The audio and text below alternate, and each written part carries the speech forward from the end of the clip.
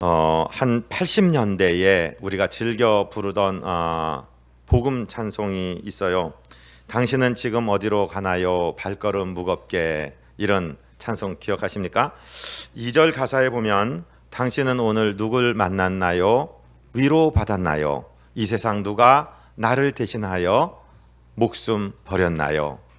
이런 이야기가 나오죠. 오늘 누구를 만나시고 위로를 받으셨습니까? 지난 한 주간을 한번 되짚어 보십시오. 나는 누군가에게 위로자가 된 적이 있는가? 아니면 나는 어떤 일 때문에 위로를 받은 적이 있는가? 한번 생각해 보시기 바랍니다. 지난 한 6개월 이렇게 되돌아보니까 목사의 메시지가 너무나 공격적이었던 것이 많습니다. 왜냐하면 지금 세상이 너무도 하나님을 대적하여 일어난 무리들이 설치고 있고, 교회는 이단들로 말미암아 몸살을 앓고 있고, 또 여러 가지 악한 폭력의 영 때문에 우리나라가 침노당하는 것이 위기 상황이 온 것 같아서 그렇게 하면 안 됩니다. 돌아오십시오. 이 나라 돌아와야 됩니다. 세계 문명아 돌아오라. 이렇게 부르짖다 보니 우리 성도들은 주일날 낮예배 말씀의 은혜를 받고 힘을 얻어야 되는데, 위로하고 감싸는 이야기보다는 경고하고 두려워하게 하는 메시지들이 많았구나, 이런 생각을 하게 되었습니다. 그리고 이 성령의 달에 생각할 때 성령이 누구신가? 그러니까 위로의 영이세요. 그래서 일주일 동안 열심히 기도하면서 말씀을 준비했는데, 오늘 새벽에 그만 그 준비한 말씀은 조금 뒤로 미루고 내가 너희들을 위로한다. 하나님 아버지가 우리를 위로하고 계시고, 우리 구주 예수 그리스도께서 우리의 위로자가 되시며, 또 성령 하나님이, 그 이름이 보혜사인데 그 이름의 뜻은 위로자라는 뜻이면서 우리를 위로하신다 하는 메시지를 새벽에 다시 제가 막 받아서 적었습니다. 그래서 오늘은 꼭 필요한 것이 성경책입니다. 주보는 어저께 저녁에 인쇄가 돼서 원래 준비한 말씀인데, 오늘 하나님께서 다시 말씀을 바꾸어서 주시는 것 같아서 죄송스러운 마음입니다. 구약의 선지자를 대표하는 사람이라고 한다면 변모산에서 예수님의 한쪽 편에 서 있던 엘리야를 생각하게 됩니다. 여러분, 엘리야가 누구입니까? 엘리야는 이스라엘에서 예언하던 선지자인데, 그때 당시에 이스라엘의 임금은 아합이라는 사람입니다. 그의 아내 이세벨이라는 여인이 우상 숭배하는 여인이고 아주 표독스럽고 잔인한 여인입니다. 그래서 이 아합이란 사람이 자기 아내에 따라서 우상을 섬기다 보니까 나라가 완전히 우상의 소굴로 바뀌게 되었습니다. 그때 하나님께서 엘리야를 아합에게 보내셔서 경고하게 하십니다. 이제 이후로 내 입에 말이 없으면 이 땅에 우로가 내리지 않을 것입니다. 그렇게 이야기하고 하나님은 당신의 선지자를 그릿 시냇가로 옮기셔서 그 시냇물을 마시게 하고 까마귀가 가져다주는 고기와 떡을 먹게 하십니다. 그리고 나서는 시냇물이 마르게 되자 사르밧이라는 곳으로 보내셔서 거기 과부에게 붙어서 살게 하십니다. 그래서 그 과부의 집에서, 아들 하나 있는 그 집에서 기거하면서 그 과부가 만들어주는 떡, 원래 한 끼 먹고 죽으려고 했던 그 통의 밀가루와 기름이 떨어지지 않는 기적 가운데 하나님이 당신의 선지자를 보호하시죠. 그리고 나서 3년째 되었을 때에 하나님이 이 엘리야를 왕에게 보냅니다. 아합을 다시 대면하게 하십니다. 그러면서 이제 제안하게 합니다. 이스라엘을 괴롭게 하는 자 네가 왔느냐라고 아합이 엘리야에게 말하자, 내가 아니라 당신이 지금 이스라엘을 괴롭게 하고 있습니다. 이제 이 지리한 싸움을 끝내기를 원합니다. 당신과 당신의 아내가 믿는 그 바알, 아세라, 그 선지자들 850명을 모으십시오. 그리고 나도 나아가겠습니다. 송아지 2마리를 잡고 제단에서 능력 대결을 하십시다. 불로 응답하시는 하나님이 진짜 하나님이니까 당신들이 믿는 우상이 하늘에서 불을 내려서 그 송아지를 사른다면 내가 굴복하겠고, 우리 하나님께서 불을 내려서 그 송아지를 사른다면 이제 당신들 우상 숭배를 멈추기를 바랍니다. 백성들이 다 듣고 좋다고 해서 갈멜산에서 그 영적인 대결이 일어나죠. 850대 1의 영적 대결에서 엘리야는 승리하게 됩니다. 그래서 그릿 시냇가로 몰고 가서 그 우상의 이방 우상을 섬기는 선지자들을 다 목을 베어서 척결을 합니다. 그리고 난 다음에 하나님께서 드디어 3년 반의 가뭄을 끝내시는 단비를 주십니다. 단비의 소식을 듣고 그가 다시 갈멜산에 올라가서 7번 기도합니다. 7번 기도해도 하늘은 그냥 쨍쨍 햇빛만 쬐고 있습니다. 그럴 때 7번 기도가 끝나자 하늘에서 손바닥만한 조각구름이 떠오르죠.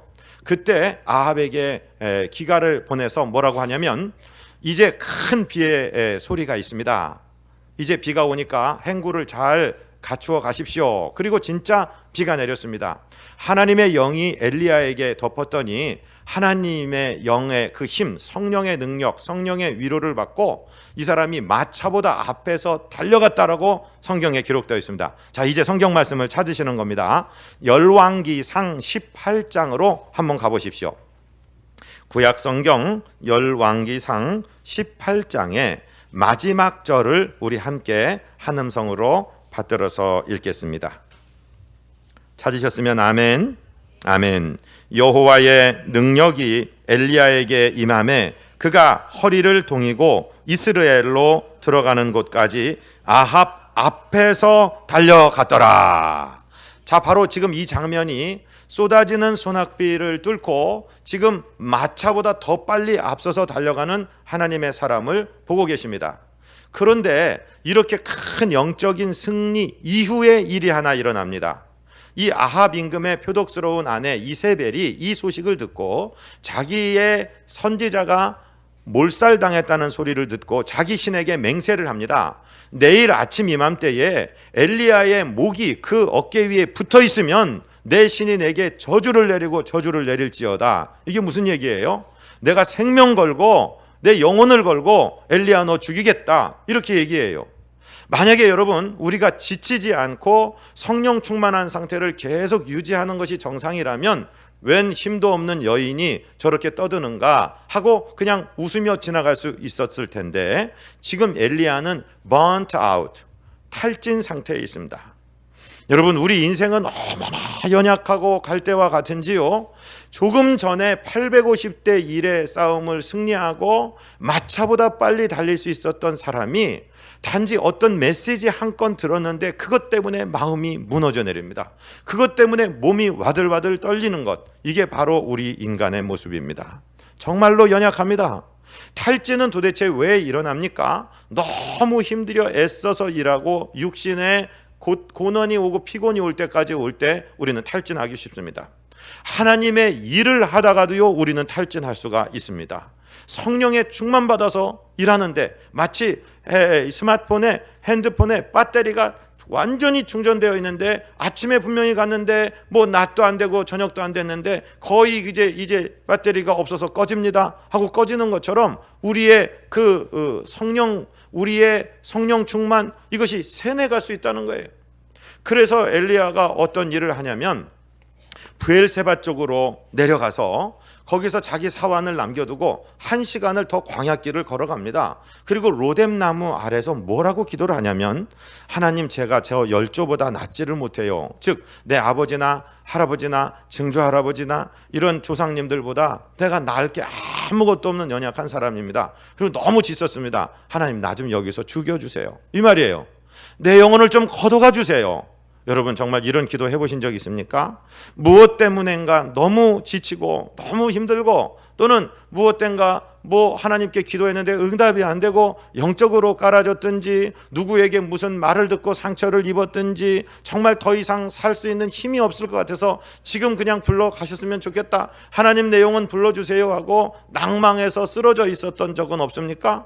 그런데 하나님께서 어떤 일을 이 엘리야에게 행하시는지를 오늘 공부하기 원합니다. 이제 19장으로 넘어갔습니다. 이제 3절부터 8절까지 우리 한 음성으로 받들어서 읽겠습니다. 그가 이 형편을 보고 일어나 자기의 생명을 위하여 도망하여 유다에 속한 브엘세바에 이르러 자기의 사환을 그곳에 머물게 하고 자기 자신은 광야로 들어가 하룻길쯤 가서 한 로뎀 나무 아래 앉아서 자기가 죽기를 원하여 이르되 여호와여 넉넉하오니 지금 내 생명을 거두시옵소서. 나는 내 조상들보다 낫지 못하니이다 하고 로뎀 나무 아래에 누워 자더니 천사가 그를 어루만지며 그에게 이르되 일어나서 먹으라 하는지라. 본즉 머리맡에 숯불에 구운 떡과 한 병 물이 있더라. 이에 먹고 마시고 다시 누웠더니 여호와의 천사가 또 다시 와서 어루만지며 이르되 일어나 먹으라. 네가 갈 길을 다 가지 못할까 하노라 하는지라. 이에 일어나 먹고 마시고 그 음식물의 힘을 의지하여 40주 40야를 가서 하나님의 산 호렙에 이르니라. 아멘. 자, 탈진에 있는 엘리야, 이제 하나님 내 생명을 좀 거둬가 주세요. 더 이상 살 힘이 없고 능력이 없습니다 하고 그 누워있는 엘리야를 천사를 보내서 어루만지십니다. 제가 하나님이라면 그랬을 거예요. 야, 이 녀석아 정신 차려. 너 선지자 맞냐? 너 조금 전에 850대 1을 승리한 그런 선지자가 아니냐? 너 조금 전에 마차보다 빨리 달리던 그런 능력은 어디 갔느냐? 이게 무슨 꼴이냐? 부끄러운 줄 알아라. 이러고 막 질책을 했을 것 같은데 우리 하나님은 그런 하나님이 아니십니다. 천사를 보내서 지쳐있는 엘리야를 어루만지십니다. 여러분, 이 아침에 지쳐있는 저와 여러분을 어루만지시는 하나님의 손길을 느끼게 되시는 복된 아침 되시기를 주님 이름으로 축복드립니다. 질책하지 않으시고 따지지 않으시고 그리고 숯불에 구운 떡과 물을 주셔서 먹이십니다. 그리고 또 재우시는 거예요. 푹 잤습니다.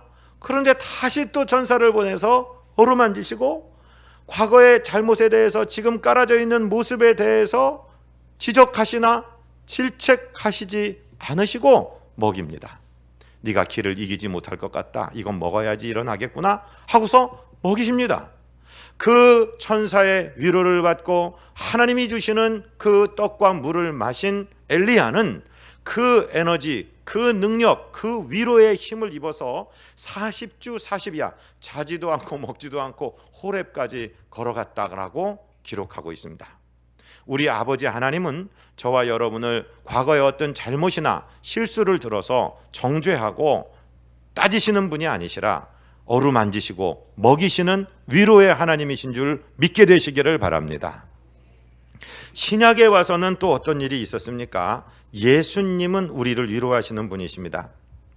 이제 성경책 요한복음 21장, 요한복음의 마지막 장을 한번 열어놓으시고 제 말씀에 귀를 기울여 주시기 바랍니다.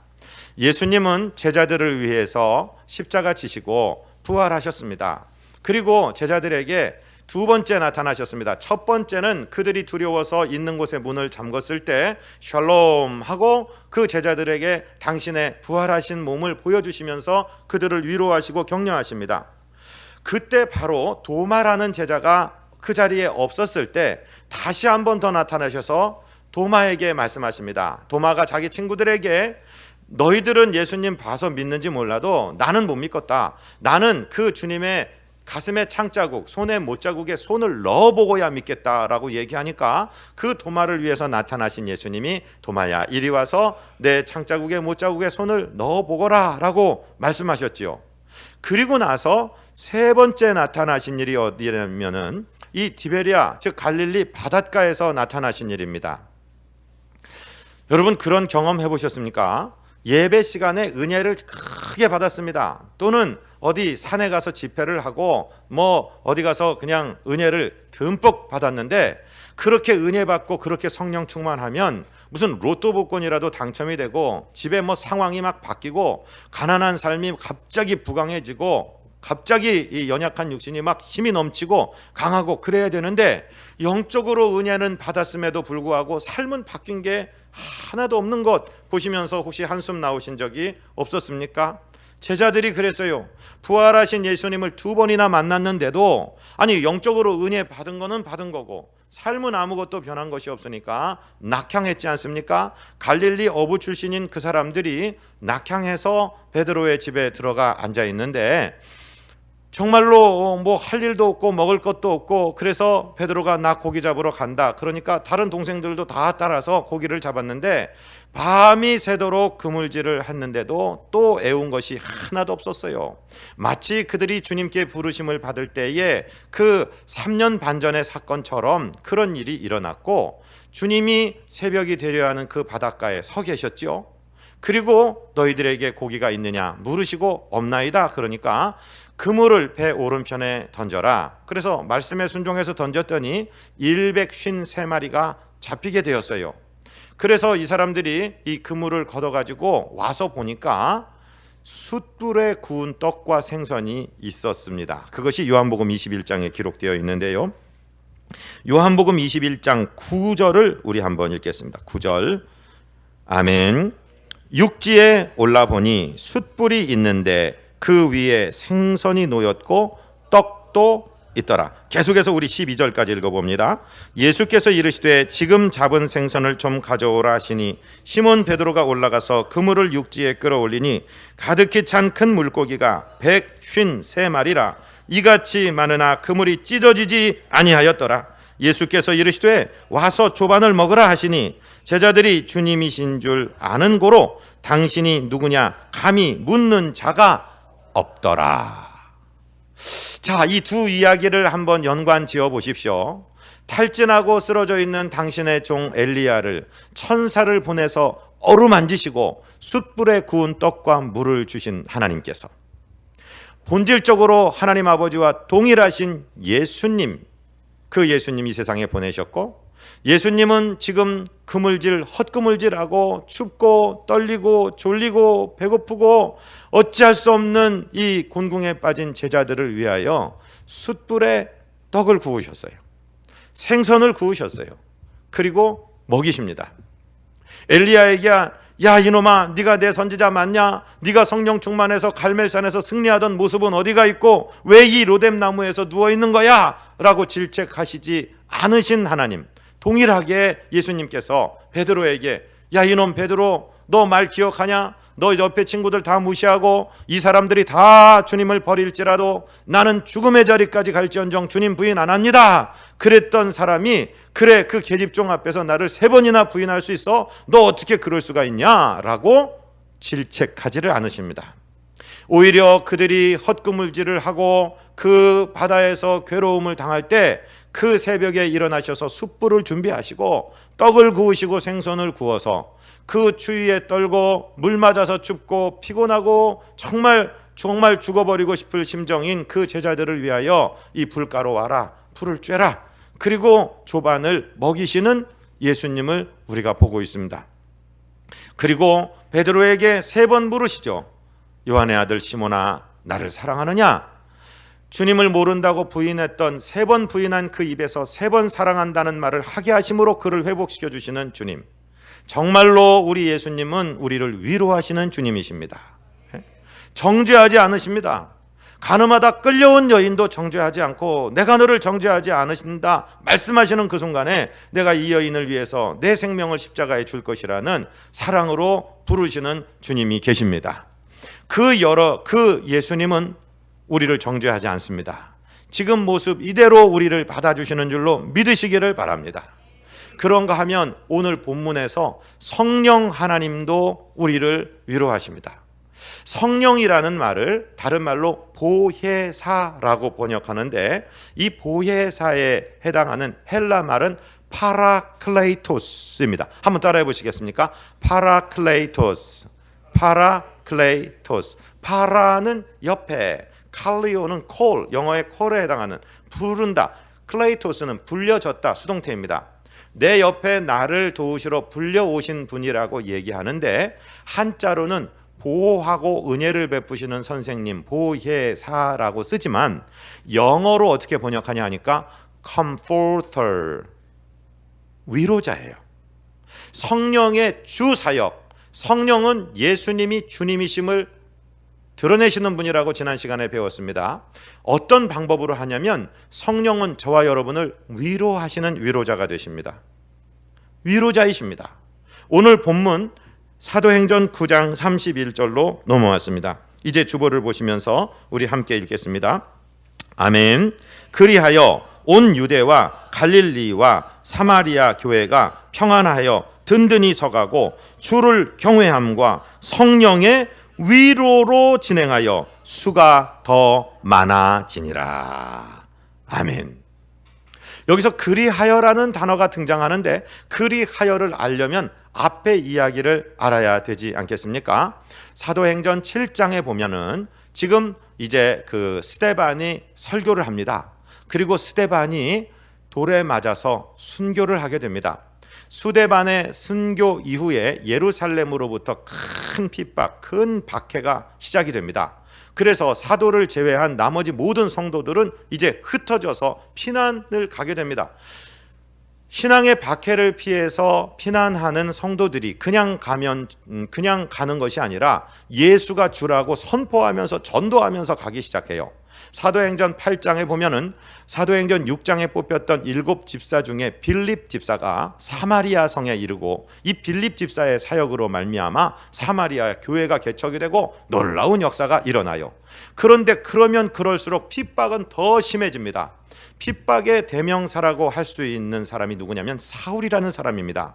이 사울은 예수님을 이단으로 알고 예수의 잔당을 척결하는 것을 그의 사명으로 알아서 예루살렘에서 예수 믿는 사람들을 잡아다가 죽입니다. 스데반이 돌 맞아 순교할 때도 돌 던지는 사람들의 옷을 맡아두고 그 스데반이 죽는 것 당연하다라고 가편투표를 한 사람이고, 또 그 예루살렘에 있는 성도들, 예수 믿는 예수의 제자들을 신고해서 사자밥이 되도록 만든 사람입니다. 그것으로도 분이 풀리지 않아서 대제사장에게 위임장을 하나 써주쇼 하는 겁니다. 내가 저 시리아의 다마스커스 옆 동네까지 가갖고 거기도 예수 믿는 것들이 있다는 소리를 들었으니까 내가 잡아오겠습니다.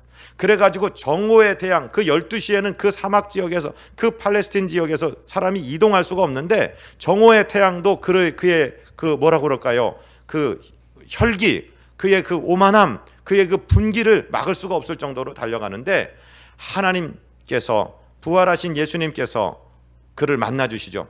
정오의 태양빛보다 강한 빛으로 그를 만나서 그가 그만 말에서 떨어지고 눈이 멀어버립니다. 그때 주님이 말씀하시죠. 사울아 사울아 네가 어찌하여 나를 핍박하느냐. 그러니까 이 엎드러진 사람이 주여 누구십니까? 그러니까 나는 네가 핍박하는 예수다 말씀하시잖아요. 여러분, 저와 여러분이 핍박당할 때 예수님이 당신이 핍박당하시는 것으로 인정합니다.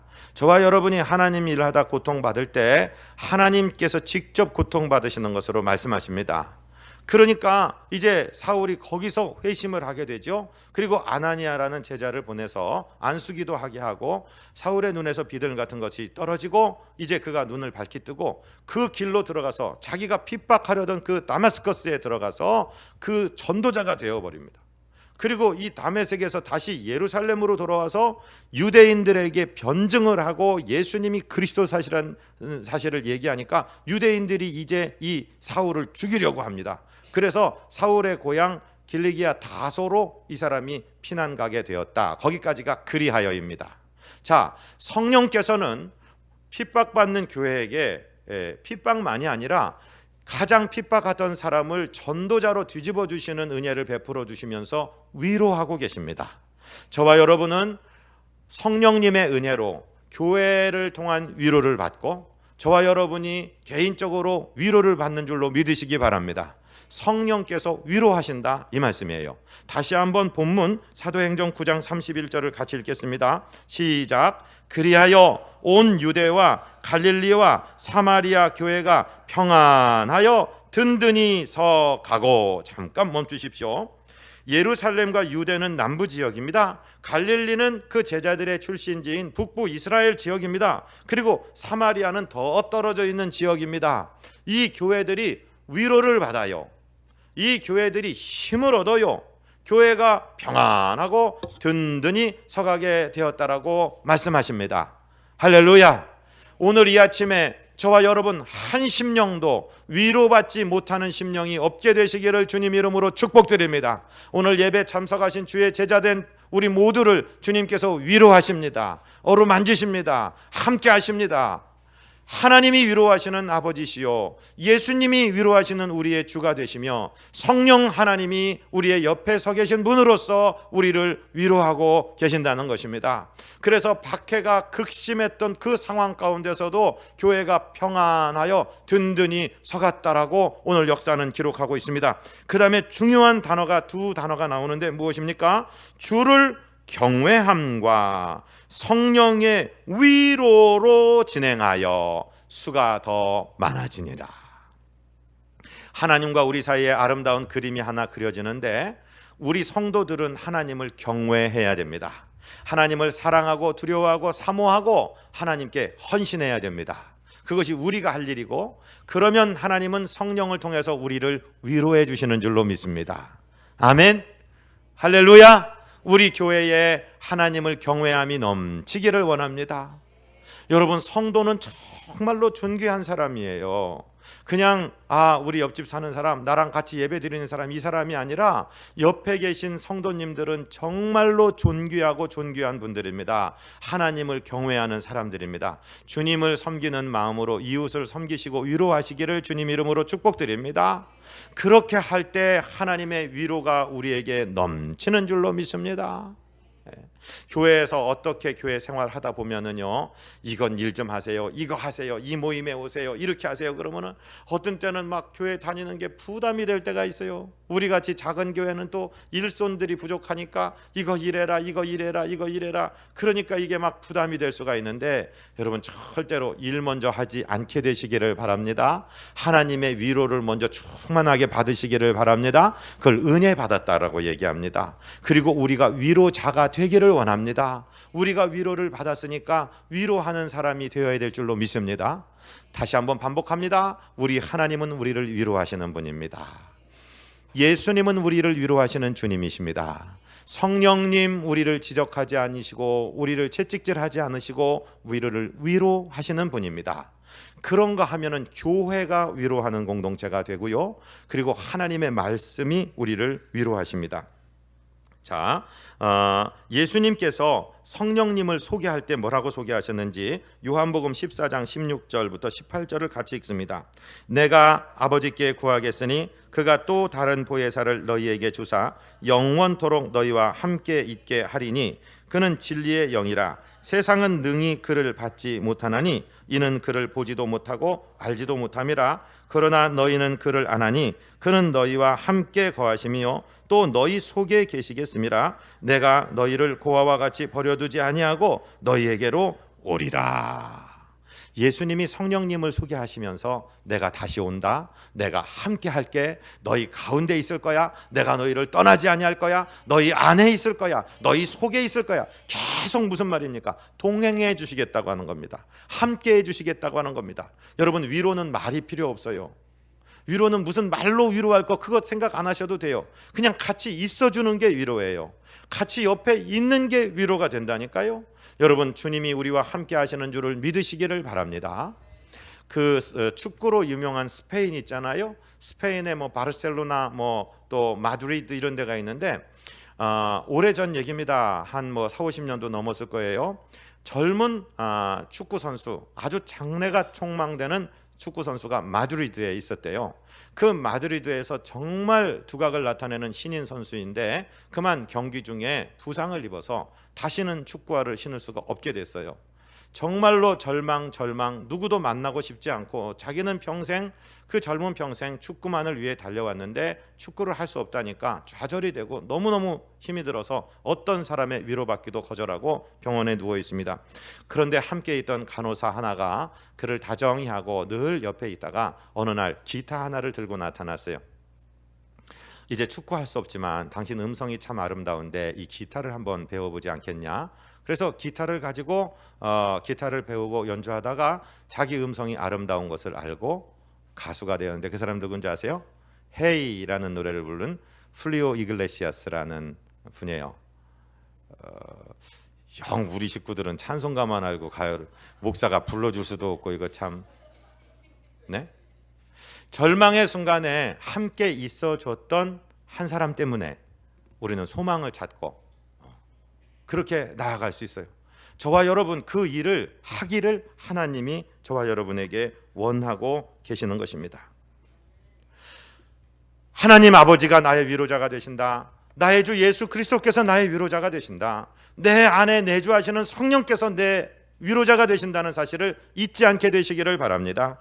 로마서 15장 4절을 한번 찾아보시겠습니까? 주보 말씀 중에 로마서 15장 4절, 순서가 좀 뒤죽박죽이 되었지만 로마서 15장 4절을 함께 읽겠습니다. 무엇이든지 전에 기록된 바는 우리의 교훈을 위하여 기록된 것이니 우리로 하여금 인내로 또는 성경의 위로로 소망을 가지게 함이니라. 아멘.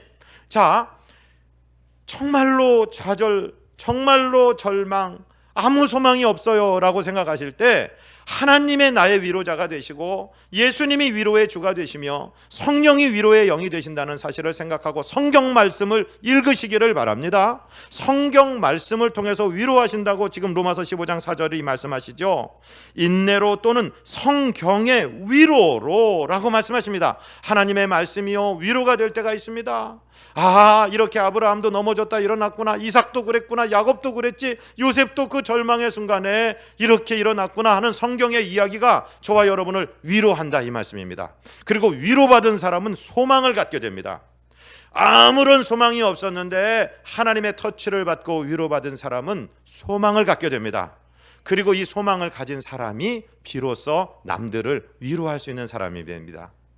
여러분, 재벌 2세로 태어났습니다.